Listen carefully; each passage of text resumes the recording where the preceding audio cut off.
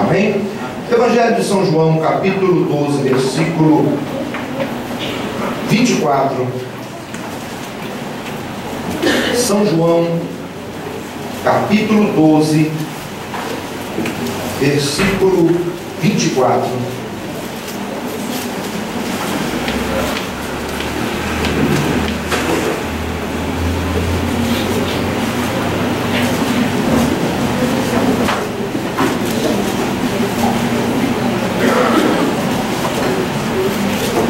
Quem encontrou, diga amém. Amém. São João, capítulo 12, versículo 24.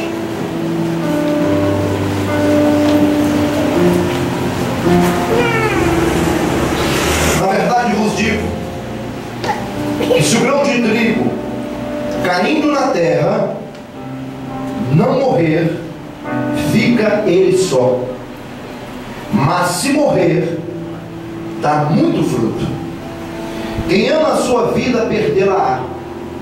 E quem neste mundo aborrece a sua vida, guardá-la-á para a vida eterna. Se alguém me serve, siga-me.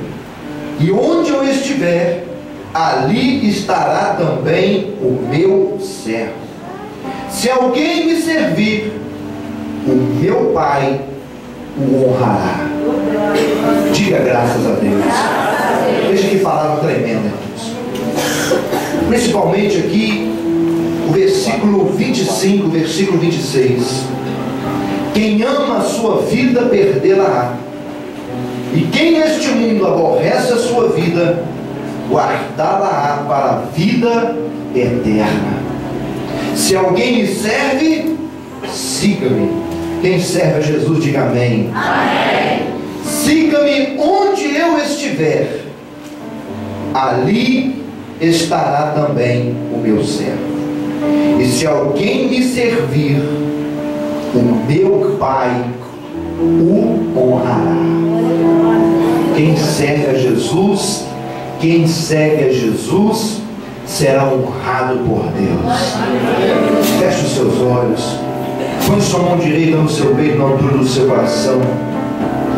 Meu Deus e meu Pai, em nome de Jesus Cristo, nesta hora, Deus fala conosco. Ministra nosso coração, ministra, Senhor, segundo a nossa necessidade. Venha nos abençoar poderosamente, derramar sobre nós a tua bênção, em nome de Jesus. Amém e amém. Diga graças a Deus. Assente no seu lugar. Bendito seja o nome do Senhor. Queridos, nós estivemos hoje pela manhã aqui na Santa Ceia e foi uma grande bênção. A igreja estava cheia, né? E nós falamos de um tema interessante. Deus compara as pessoas com as aves. Eu até brinquei com os irmãos, diz assim: você tem um amigo que parece uma ave, né? Eu falei assim: tem alguém aqui que tem um amigo que parece um papagaio, né? Quem se lembra disso? Né? O papagaio fala, mas não faz nada, né? Tem alguém que tem um amigo que parece um galo, acorda 5 horas da manhã e acha que você também está acordado. Aí ele liga para você para te incomodar. Você tem um amigo assim? Mas hoje à noite nós vamos falar sobre o trigo. Jesus comparou o mundo com uma grande seara. Jesus comparou o mundo com uma grande plantação de trigo.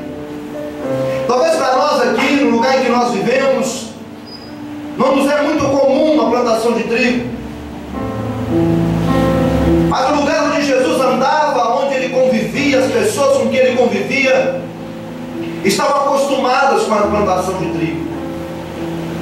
O trigo que nós conhecemos é aquele que nós compramos na farinha, né? Sacolinha, né? Pacotinho, aquele que a gente conhece, mas já processado, né? Ele já beneficiado. Eu deixei uma imagem ali, né? Deixa eu colocar uma imagem. Trigo é mais ou menos isso aí que vocês estão vendo. E Jesus começa a pregar, ele começa a falar, e ele começa no versículo 24 dizendo: na verdade vos digo que se o grão de trigo caindo na terra não morrer, ele fica só. Certa vez Jesus começou a falar a respeito de um semeador. Ele disse que o semeador saiu para semear e ele lançou a sua semente. Uma semente caiu à beira do caminho, as aves dos céus comeram. Outra semente caiu sobre a pedra e não nasceu. Outra brotou em solo fraco e logo morreu. Mas uma semente caiu na terra boa, e aquela semente frutificou, e ela produziu 100 por 1. Agora Jesus começa a falar a respeito do grão de trigo. E ele compara o homem a uma plantação de trigo, a uma seara. E agora ele se posiciona como um grão de trigo. Ele diz assim: se o grão de trigo cair na terra e não morrer, ele não produz. Quando a gente estava na escola, né? Acho que a maioria dos que estão aqui passaram por isso. O professor mandava levar um feijãozinho, não é assim? Algodãozinho, copinho, um pouquinho d'água. Quem fez isso na escola? Todo mundo. Colocava o feijãozinho ali, aí ele começa a inchar, não é assim? Ele começa a inchar, ele vai inchando, ele cresce, ele fica o dobro do tamanho e de repente ele se parte ao meio. A partir do momento que ele inchou, ele se partiu, ele já não serve mais para comer. Ele já não serve mais como alimento. É uma nova etapa. Ele está agora tomando forma de produzir. Ele está se preparando para crescer. E o que Deus tem para nós é isso, queridos. Deus não quer que eu e você sejamos uma coisa só a vida toda. A pior coisa que tem é quando você encontra uma pessoa, ela olha para você e fala assim: fulano, você não mudou nada. Isso é ruim demais, irmão. Quando a gente não muda nada, parece que a vida a gente ficou parada no tempo. Mas é bom quando você encontra alguém diz assim: mas como você está diferente, você está bonito, seu semblante hoje é outro, amém? É bom, não é? Porque Deus não nos chamou para ser uma coisa só a vida toda, não. Mas Ele disse: renovai-vos, transformai-vos. Eu sempre digo que nós devemos estar hoje melhor do que ontem. E em nome de Jesus, amanhã nós estaremos melhor do que hoje. Quem nisso levanta a mão para o céu e dá glória a Deus. Dá glória a Deus bem bonito, porque Deus que vai fazer isso com você. A nossa vida é feita de etapas. E todas as etapas que Deus nos coloca é para vencer. Amém? Amém. É para vencer. Às vezes você fala assim: meu Deus, está tão difícil. É porque Deus está te dando poder para vencer. Jesus diz assim: eu vou ajudar vocês. Olha só, irmão, é como você chegar numa empresa, no primeiro dia de trabalho, o seu chefe olha para você e diz assim: você vai ocupar esta repartição e eu já coloquei alguns ajudantes para você. Você pode fazer o que você quiser, que eles vão te ajudar. Você pode produzir, você pode crescer, e tudo que você fizer, você vai colher no final do mês. É assim que Deus faz com a gente. Quem crê nisso, diga amém. Amém. Deus diz assim: eu te dou a terra, a plenitude do mundo, te dou o meu Espírito Santo. E Jesus chega e diz assim: eu sou o seu ajudante, eu estou do seu lado, e onde você estiver, eu estou com você, para fazer de você mais que vencedor. É por isso que a nossa vida não pode ser uma coisa só. Precisamos crescer, precisamos melhorar, precisamos produzir. Mas deixa eu te dizer uma coisa: toda mudança gera desconforto. Vira para essa pessoa que está do seu lado e diga para ele assim: toda mudança gera desconforto. Mas depois do desconforto vem a bênção. Porque a mudança é para melhor. Só quem crê, diga amém.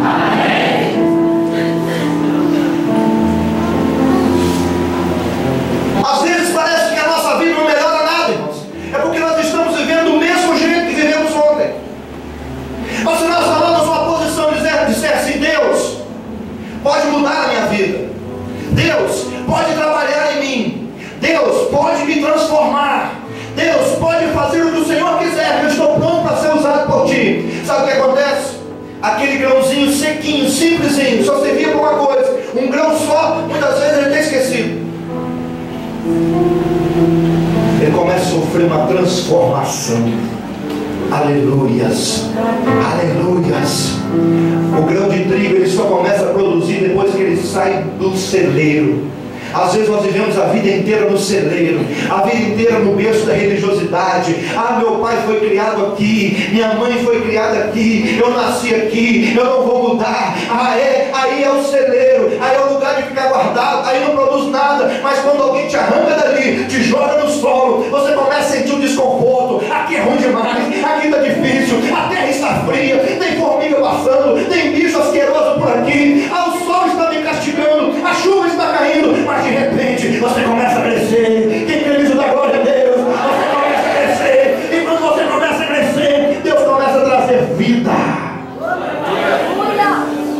Ah, você diz: eu estou morrendo. Se uma semente pudesse pensar, pudesse falar, eu creio que ela entraria em desespero quando ela começasse a perceber que ela está só inchando. E as irmãs aqui, diga amém. Mulheres, amém? Mulher, quando olha o espelho, cisma que está um pouquinho acima da medida. Só Jesus. É assim, não é?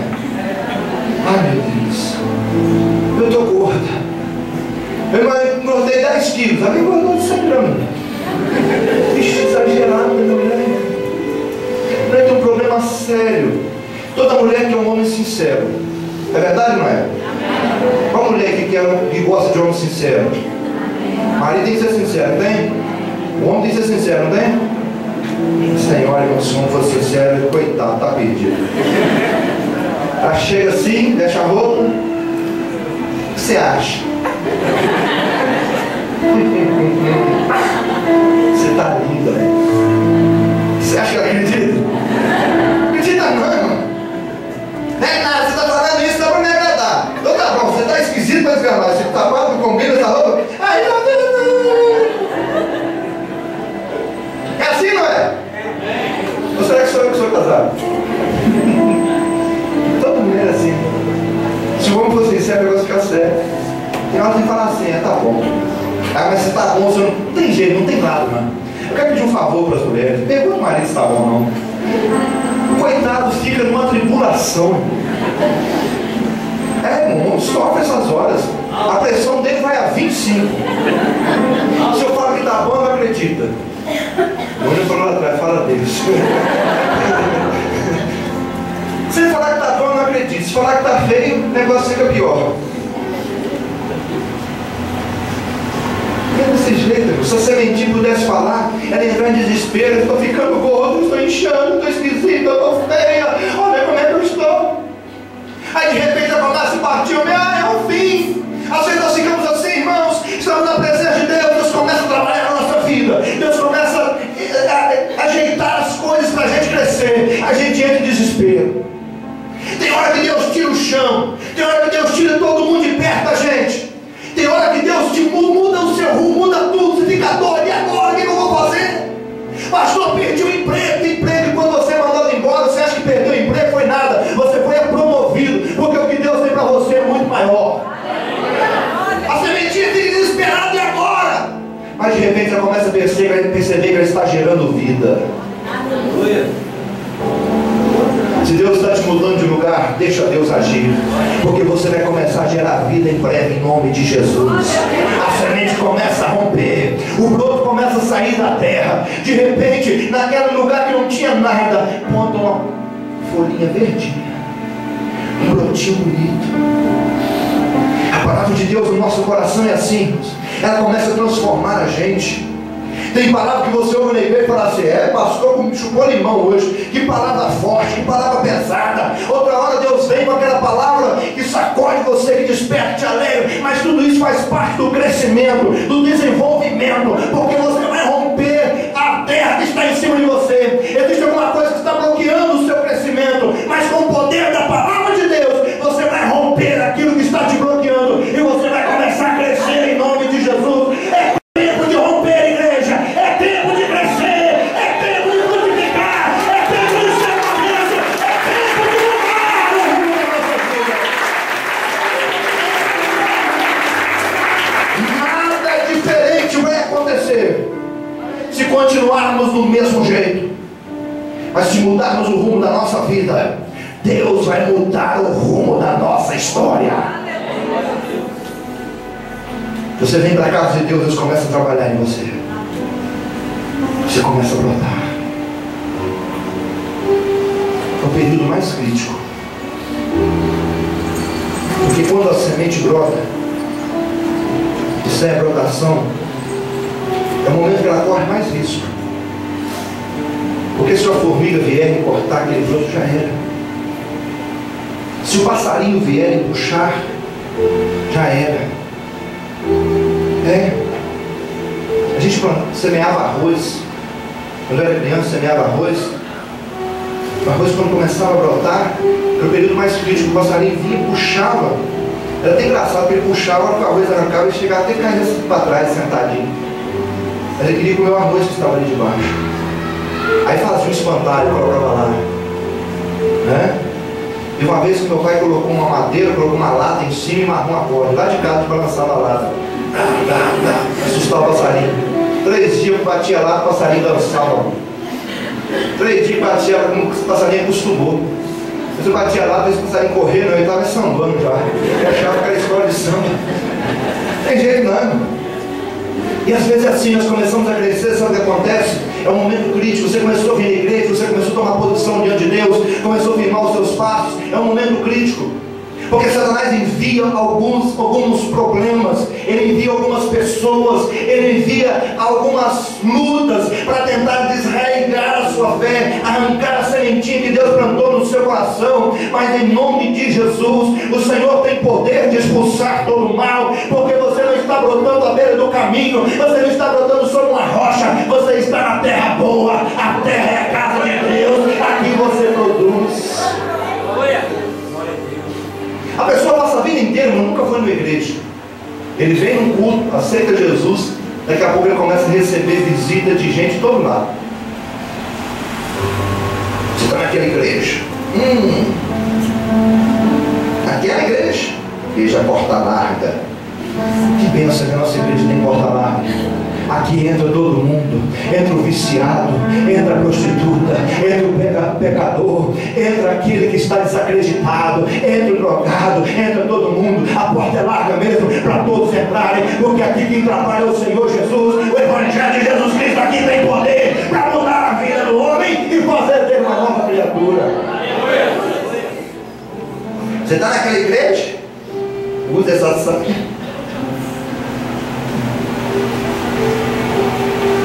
Corta cabelo. Isso que Deus está me dizendo, que ali não é o teu lugar. Quem não ouviu isso, né? O Senhor está dizendo que ali não é o teu lugar. Isso é mania dizer, né? Nossa igreja é porta larga. Tem igreja que a porta é tão estreita que nem eles mesmos conseguem passar por ela. Mas aqui entra e Jesus abençoa e muda a história, e Deus faz outra coisa acontecer. Aí começa a brotar, começa a crescer, vai desenvolvendo. Cada dia que passa você desenvolve mais a presença de Deus. Alguns períodos, irmãos, são períodos de seca, períodos que você se sente fraco, você acha que vai morrer espiritualmente, você acha que vai perder a batalha. Você já percebeu que os dias que faz mais calor geralmente são os dias que vem chuva à tarde? Quem já percebeu isso? A gente fala isso, não vai? A gente tem uma mania de ser meteorologista, né? Hoje está fazendo muito calor, logo vai chover, né? Vai chover. Então é isso que eu quero te dizer, meu irmão. Quando o sol está escaldante, quando o calor está muito, quando a dificuldade está a ponto de acabar com a sua vida, eu quero te dizer que é um prenúncio de um novo tempo. Se você está chorando hoje, tenha certeza, amanhã você vai sorrir de novo, porque Deus tem poder para fazer isso. Porque às vezes você fica naquele período de seca espiritual, aquele período que o sol é muito quente, você sente o vapor da luta, você sente a pressão da fornalha do inferno, mas logo vem o Senhor e diz o Salmo 23, Ele refrigera a minha alma.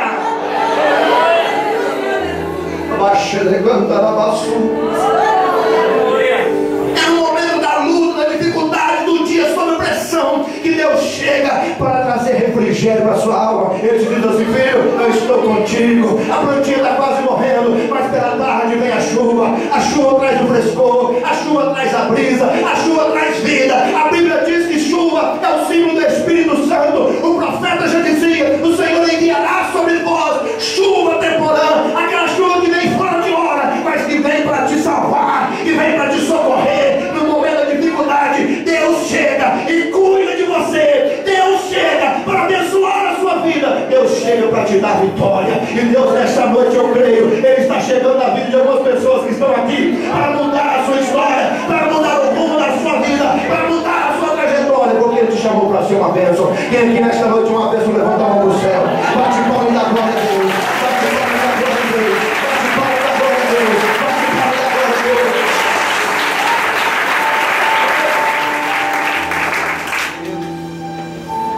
Eu fico impressionado com o poder que a chuva tem. Você tem uma planta, você pode regar ela todo dia. Ela não morre. Ela simplesmente se mantém. Mas quando chega a noite, chega uma noite que vem uma chuva. Outro dia de manhã, quando você olha, ele está diferente. Amém? Passa um período de chuva. Nós estamos no período de seca, né? Você vai ver o dia que der a primeira chuva, você vai lembrar do que eu estou falando. As árvores parecem que ficam mais verdes. As cores parecem que ficam diferentes. É, porque a chuva traz vida. Às vezes você vem para a casa de Deus, vem no culto hoje, vem no culto amanhã, vem no culto a semana inteira, você se mantém. Você se mantém. Mas a hora que o Espírito Santo de Deus vem e te visita, é diferente. Seus olhos brilham diferente. A sua palavra é diferente. Amém? Mas o trigo vai passando o tempo, vai passando, vai crescendo, e chega um período que ele tem que produzir. Mais ou menos vai estar ali. Ele começa a soltar espigas. Mas só que tem um problema muito sério que Jesus falou sobre isso. Sempre que o trigo nasce no meio dele o joio. Porque na verdade, irmão, segundo a história, trigo é um tipo de grama, é da ordem dos gramídeos, que foi trabalhado geneticamente pelo homem para produzir. Mas só que ele tem uma facilidade muito grande de degenerar, voltar a não produzir. E esse trigo degenerado é o joio. As folhas são idênticas, a espiga é idêntica. No meio de toda a plantação tem trigo e tem joio, é tudo igual. Certa vez Jesus chegou com seus discípulos, olhou a grande plantação de trigo e diz assim: olha como tem joio no meio do trigo. E os discípulos disseram assim: Senhor, vamos arrancar o joio para o trigo crescer sozinho. Jesus diz assim: não pode, porque se nós arrancarmos o joio, nós vamos abalar a raiz do trigo, nós vamos estragar o trigo. Às vezes isso acontece na casa de Deus. Joio e trigo têm que crescer junto. Quem está entendendo, diga amém. Jesus usa essa experiência, este exemplo, para mostrar para nós. Ele disse: olha, deixa crescer junto, porque no dia da seara, no dia da colheita, o agricultor virá. E quando ele começar a ceifar, ele vai separar o joio do trigo. Na casa de Deus tem dessas coisas. A pessoa que olha e fala: pastor, você tem que dar jeito de fulano. Pastor, você tem que dar jeito de ciclano. Pastor, fulano de tal. Mas sabe, irmãos, às vezes a gente vê que está errado, a gente ora, Deus mostra o erro, Deus... Não adianta, irmão. Porque vocês têm um pastor que ora ora, que vai no monte, busca Deus mesmo. E Deus não deixa passar nada desapercebido, não. Quando eu sinto alguma coisa errada, eu boto o joelho no chão, Senhor, o que está acontecendo? E Deus mostra. E às vezes você fica naquela, Senhor, o que eu faço? Se eu arrancar o joio, o trigo vai embora, vai junto. Aí o Senhor diz assim, deixa comigo, porque eu sei separar o joio do trigo. Porque o trigo não é aquele tipo de crente que ora, é aquele tipo de crente que obedece, é aquele tipo de crente que é fiel, é aquele tipo de crente que está na presença de Deus. O joio muitas vezes ele começa a tentar fazer igual. Às vezes ele tenta orar, ele tenta estar na igreja, mas de repente as coisas começam a acontecer.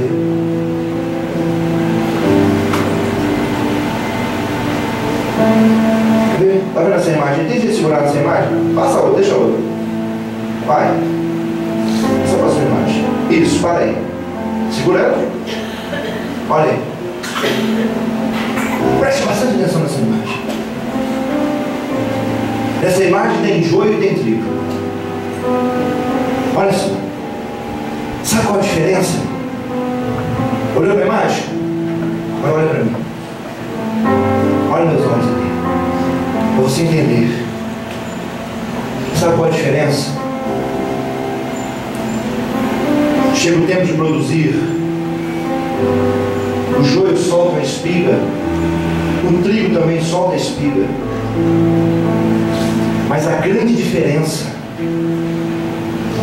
é que a espiga do trigo, ela tem um grão ali dentro.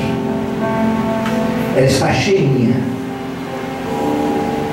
Porém a espiga do joio, ela não tem nada. Como diz o povo, ela é xoxa. A sementinha dela é pequenininha, mirrada. Na casa de Deus, a presença de Deus é do mesmo jeito. Chega o tempo de produzir fruto, o trigo começa a produzir. O trigo começa a fazer a diferença. Ele começa a se envolver com a obra de Deus, se envolver com as coisas de Deus. Como Jesus diz aqui, ele para de amar a vida dele e começa a amar o Senhor. Quem está me entendendo, diga amém. Amém. Ele para de preocupar consigo mesmo e começa a se preocupar em guardar a vontade de Deus. Ele para de preocupar com a sua própria vontade e pensa em fazer o que Deus quer, seguir a Jesus. Então ele começa a produzir fruto. Produz fruto. E o que acontece com o trigo quando ele produz fruto? Ele fica pesado. Então quando ele fica pesado, sabe o que ele faz? Ele se dobra, ele se curva. Porque quem é de Deus, quando ele produz fruto, ao invés dele se exaltar, ele se humilha diante da potente mão do Senhor. Ele se curva diante de Deus. Quem é trigo é humilde. Quem é trigo faz calado. Quem é trigo faz a obra de Deus e só vê os frutos dele. Não, o joio não. O joio fica de pé. Ele sempre está se exaltando. Ele quer ser visto. Ele quer ser notado no meio da multidão. O trigo tudo curvado, olha. O joio está de pé. Eu sou tal. Eu sei mais do que esse pastor está pregando dele. Amém, que bom. Eu vou sentar para você ensinar. Se fosse, eu fosse, olha como é que é. Se eu fosse, eu faria nada. Se fizesse, Deus colocava você. É assim. O joio é assim. Eu sei como é que tem que ser feito. Pastor nomeou fulano, nomeou fulana, mas não é assim. O joio vai produzir fruto. Porque quem produz fruto é humilde. Quem produz fruto é obediente. Quem produz fruto obedece. Quem produz fruto abre mão de viver a sua vida para viver a vida de Deus e fazer a vontade do Senhor. Aleluia. Mas é nesta hora que a coisa fica séria. É nesta hora que o vento seco vem e sopra. Ele sopra sobre a seara e a folha começa a secar, a espiga seca. O trigo que produziu fruto se curva, se humilha diante do Senhor. E então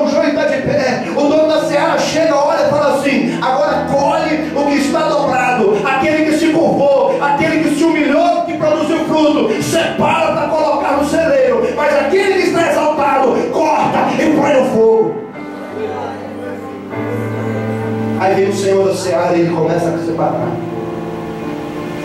O joio Ele lança no fogo, mas o trigo, a história dele não acaba. Amém? Quando você acha que a sua história acaba nessa terra, eu digo, tem uma boa notícia para você. Ela está apenas começando numa nova etapa, e a segunda etapa é bem menor. Quem crê nisso, diga amém. Quando Deus ceifa, parece que está tudo acabado, mas não, é um novo tempo. O Senhor da seara vem e colhe o trigo. Ele pega o trigo e leva para um lugar especial chamado eira. A eira é um terreno batido, um terreirão que parece um concreto. É terra, mas é um concreto, tudo demais. E ele espalha o trigo ali, e aí ele fica no sol alguns dias. Sabe por quê? Porque ele está na espiga. Ele tem que separar o grão da espiga. Você vem para a casa de Deus, começa a produzir, começa a ser abençoado. Deus abençoa a sua vida, Deus abençoa a sua família, Deus abençoa a sua vida financeira. Você começa a produzir fruto. Aí Deus fala assim: eu quero um novo estágio. Eu vou te levar a lugares mais altos. Quem aqui quer voar alto, diga glória a Deus. Quem aqui quer alçar voos, diga aleluia. O que Deus tem para você é muito mais do que você tem pedido nas suas orações. O que Deus tem para você é muito mais do que você pensa que vai acontecer. Mas para isso você precisa ser tratado. Coloca o trigo lá na eira, deixa lá. Dias o sol. Pastor, estava tudo tão bem, mas eu estou na prova, não sei o que está acontecendo. É assim que a gente fala. Quanto mais eu busco a Deus, parece que a coisa está ficando mais difícil. Deixa eu falar uma coisa, ainda vai piorar ainda. Ah, não, você não vai desistir, não vai piorar, sabe o quê? Porque depois que melhora, depois que piora, melhora. Amém? Amém. Às vezes nós passamos pelo fogo da tribulação. Todos os grandes homens de Deus da Bíblia passaram pela eira do Senhor. Imagina Davi, um ungido rei, mas fugindo por mais de 10 anos, escondendo em cavernas, se fazendo de louco, sendo perseguido. Imagina homem do calibre do profeta Elias ter que se esconder no deserto para não dar a Jezabel o prazer de dizer que ela matou o profeta Elias.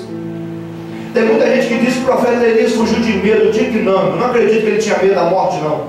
Tanto é que quando ele chegou no deserto, a primeira coisa que ele pediu para Deus foi a morte. Ele não tinha medo de morrer. Ele só não queria dar para Jezabel o prazer de dizer que ela matou o profeta Elias. Tem que ser assim com a gente também, sabe, irmãos? A gente não pode dar o prazer aos nossos inimigos, dizer que eles acabaram conosco, porque maior é aquele que está em nós. E a palavra de Deus diz que os nossos inimigos por um caminho se levantarão contra nós, mas por 7 caminhos fugirão da nossa presença, porque maior é aquele que está em nós. Homens do calibre do profeta Daniel tem que passar uma noite dentro de uma cova com leões. Homens como Jeremias, jogado numa cisterna, quase morrendo de fome e frio, todo ferido. Mas todos eles, diz o livro de Hebreus, que eram homens cuja terra não era digna deles, porque Deus colocou esses homens num nível espiritual diferente. E é exatamente isso que Deus quer fazer com você. Deus não te chamou para ser um crente comum, um crente qualquer. Deus não te chamou para ser mais um. Deus te trouxe aqui nesta noite, nesta igreja, para entregar esta palavra para você. E Ele está te dizendo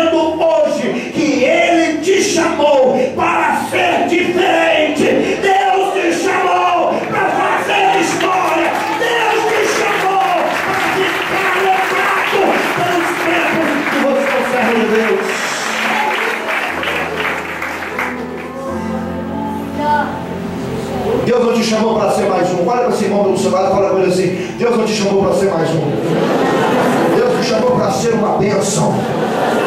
Fala para ele assim, ele tem um projeto na sua vida. Quem crê da glória a Deus.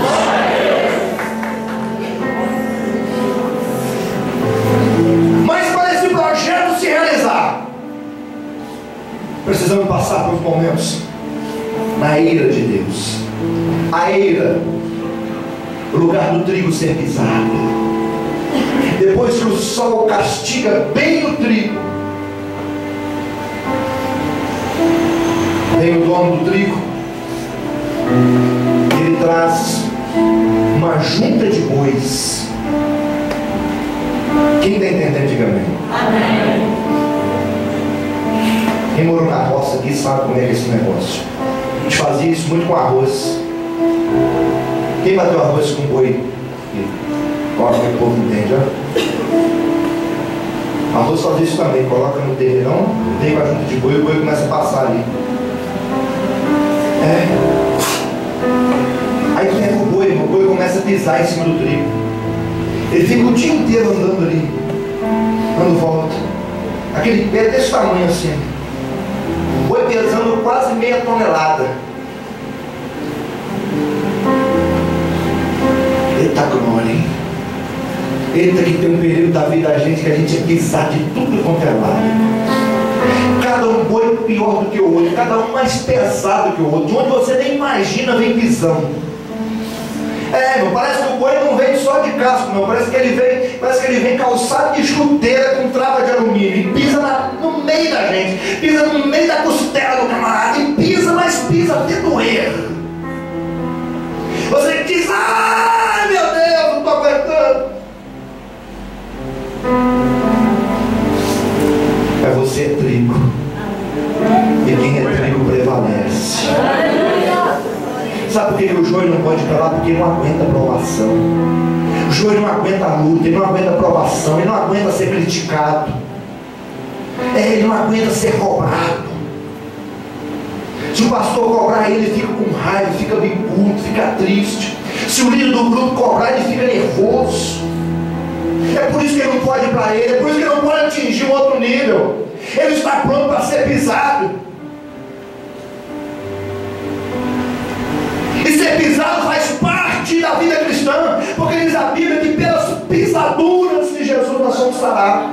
Quando você leva um pisão, fica uma marca, fica um hematoma, aquilo ali chama pisadura. Você acha que está acabando, está tudo começando de novo. Sabe, irmãos, às vezes você não tem nem motivo para ser perseguido, você é perseguido. Será que olha, você fala, meu Deus, para que estão perseguindo? Se sente tão grande, tão poderoso, para que estão perseguindo se eu sou pequeno?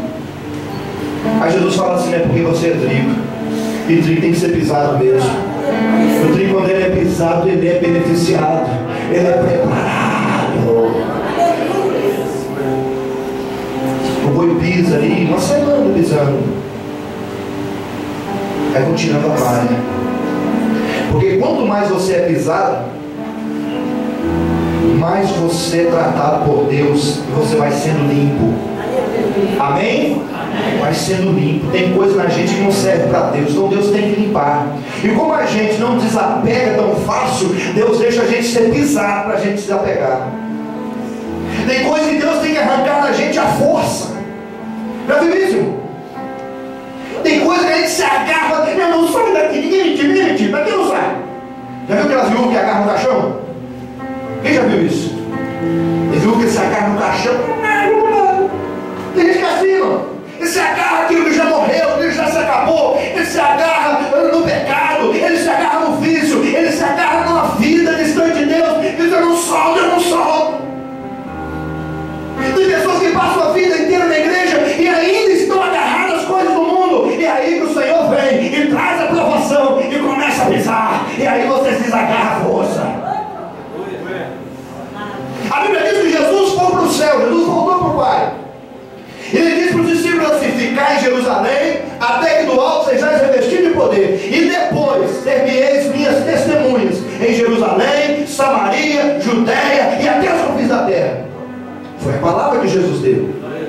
Sabe o que os discípulos fizeram? Ficaram em Jerusalém, receberam a presença do Espírito Santo, ficaram cheios de fogo. Ia para o templo, pregava 3.000 almas, pregaram no Sinédrio 5.000 almas. O paralítico, só de Pedro e João falou a palavra com ele, andou. E o fogo descendo em Jerusalém, todo mundo agarrado a Jerusalém, todo mundo apegado a Jerusalém. Daqui a gente não sai, daqui ninguém me tira. Sabe o que Jesus fez? Jesus falou: vou pisar vocês. Deus contratou um homem chamado Saulo de Tarso. Deus contratou Saulo de Tarso. Saulo, vem cá, eu tenho um serviço para você. Aparece Saulo, né? Porrete na mão. Você imaginar, começa a perseguir esses crentes. Eles vão ter que desapegar de Jerusalém, eles vão ter que desagarrar de Jerusalém, porque eu mandei ir para Samaria, para a Judéia, até os confins da terra, e ninguém está me obedecendo. Tem vezes que a gente se agarra nas coisas e não quer soltar para crescer. Então Deus deixa a gente ser pisado, Deus deixa a gente ser perseguido. Saulo chega, irmão, e começa a perseguir os crentes. Aí o pau quebrou em Jerusalém, voou discípulo para todo lado. O livro de Atos dos Apóstolos diz que Filipe desceu para Samaria. Olha o que eles estavam perdendo. Diz o livro de Atos que ele chegou em Samaria. Tem uma versão que diz assim: de sorte que Filipe foi para Samaria. O cego via, o surdo ouvia, o mudo falava, o aleijado andava, e os demônios partiam em retirada de ouvir a voz de Filipe, e fez uma grande obra em Samaria. Deixa eu te falar uma coisa: a partir do momento que você desapegar de algumas coisas que você está carregando há muito tempo, Deus vai te colocar em Samaria, o seu ministério vai crescer, a sua família vai ser abençoada, e Deus vai te usar. Tem hora que a gente tem que ser pisado para separar. O boi pisa, o dono do trigo separa a palha, mas fica alguma coisa ainda. Aí ele leva para um lugar especial, junta tudo. Aí ele ajuda um grupo de pessoas, cada um com uma vara de mais ou menos uns 3 metros ou mais. Deixa ali, ainda está pegado ainda? Ainda tem trigo agarrado na palha? Palha é para ir para o fogo, trigo vai para o cedeiro. Quem está entendendo, diga amém. Amém. Tem vezes que nós somos pisados e ainda continua teimoso. Aí junta um grupo de pessoas, faz uma roda e bota o trigo, cada um com uma vara de 3 a 4 metros, e começa.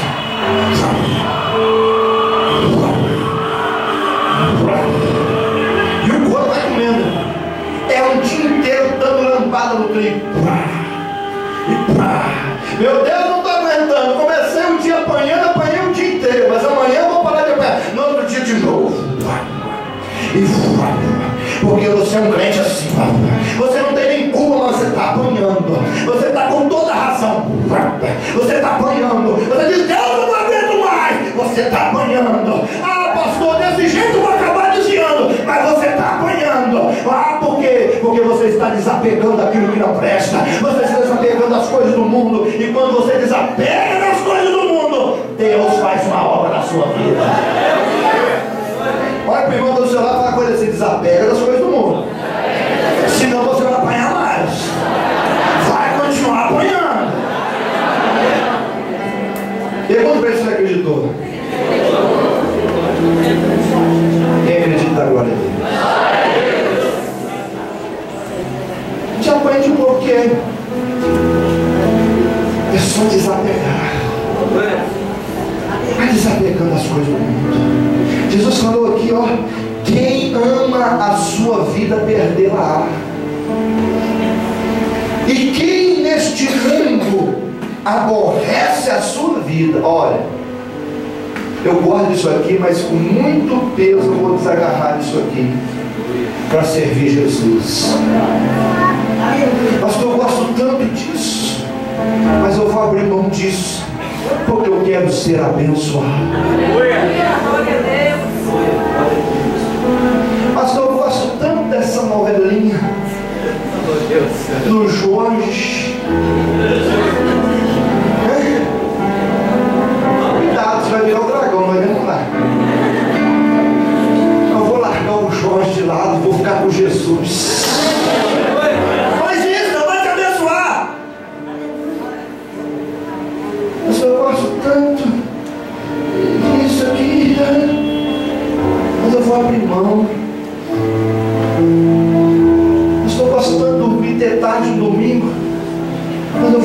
cedo, vou vir para o treinamento de líderes, eu quero ir para os cultos, na casa das pessoas que estão precisando de Jesus.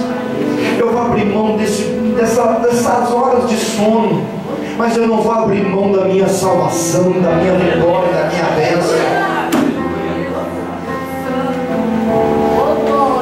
Pastor, eu vou abrir mão de ganhar um pouquinho mais de dinheiro, que na verdade, irmão, todas as vezes que nós deixamos de fazer para Deus, para fazer para a gente, acaba não dando em nada, acaba em pato. Eu vou abrir mão um pouquinho disso aqui para estar mais um pouquinho de tempo na presença de Deus. Faz isso, vale a pena. Amém, amados?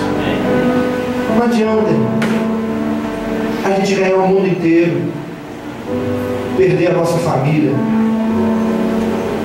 perder a salvação, perder a fé, perder a esperança. É tempo de aborrecer a nossa alma, mas é tempo de agradar a Deus. Aí vai apanhando o trigo. Depois que ele apanha bastante, aí eles guardam aquelas varas. Aí cada um pega uma pá. João Batista, quando ele viu Jesus, ele diz assim: ele tem uma pá para limpar a eira. Aí o trigo fica ali misturado com palha, misturado com sujeira. O agricultor vem com a pá. Ele espera o momento que o vento começa a soprar. Aí ele fica a favor do vento. Olha o ventilador ali assim, ele fica a favor do vento. Sabe o que ele faz? Ele pega o trigo com a pá e joga para cima. O vento leva a palha, o vento leva a sujeira, o vento leva o que não presta, mas o trigo fica limpinho no chão. O vento está soprando, o vento está soprando na sua vida, o vento está soprando na sua casa. Dá glória a Deus. Deus está te limpando. O que vai ficar é o que é limpo, que serve para Deus, porque a sujeira Deus está levando embora. Pastor, estou num vento danado. Vento é momento de limpeza. Vento é tempo de transformação. Agora você desapega mesmo, porque o vento leva o que não presta, e o trigo está ali prontinho para ser levado para o celeiro. Agora a sujeira foi embora. O agricultor começa a juntar o trigo e ele vai levar para ele. Ele coloca no celeiro. Aí os agricultores, os ceifeiros da Palestina, fazem uma grande festa. Sabe, Jesus às vezes tem que pegar a gente na paz, jogar para o lado do vento, deixar o vento soprar para limpar a gente, porque Jesus quer juntar tudo que é bom. Depois que o ceifeiro junta o trigo, coloca no celeiro, ele diz assim: agora eu posso descansar, agora eu posso me alegrar, porque o trigo está no ponto, está no ponto para virar alimento. Quando você atinge esse nível, meu irmão, você está pronto para ser usado por Deus. Deus assenta no trono, cruza o braço e diz assim: pode trabalhar, meu filho, que tudo que você fizer eu assino embaixo.